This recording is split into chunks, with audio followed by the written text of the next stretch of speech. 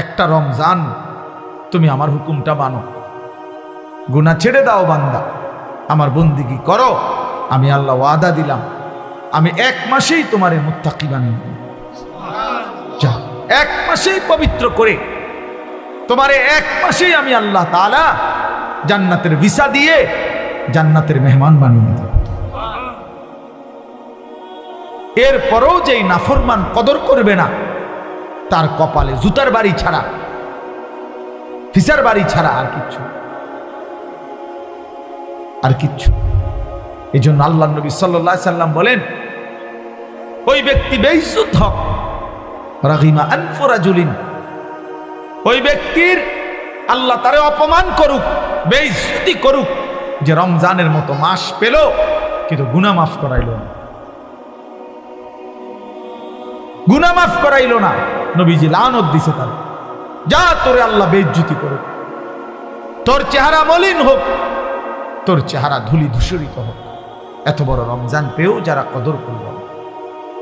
কদর করল, বড় মুবারক মাস, শ্রেষ্ঠতম মাস, জীবন গঠনের মাস, আখিরাত অর্জনের মাস, নাজাতের মাস, নিজের জীবন সাজাইবার মাস, মাহে রমজান। আমি অনুরোধ করলাম রাত গভীরে, আজকে দিল থেকে আমি আপনাদের সবাইকে, ছেলেরা বাবা তোমাদেরকে, তোমরা ভাইয়া ঘুরে দাঁড়াও, ফিরে আসো ভাইয়া, মাহে রমজান তোমাদেরকে ডাকছে। আল্লাহ নবী সাল্লাল্লাহু আলাইহি সাল্লাম বলছেন, রমজানের চাঁদ যখন উঠে তখন আল্লাহর একজন ফেরেশতা সারা পৃথিবীব্যাপী ডাকতে থাকে, ইয়া বাগিয়াল খাইরি আকবিল, হে কল্যাণ কাজের আগ্রহীরা এগিয়ে আসো, আসো কল্যাণের কাজ শুরু করো, ইবাদত শুরু করো। প্রতি সেকেন্ড আজকে এই রমজান তোমাদের আল্লাহ হীরামণি মুক্তা বানায় দিবে।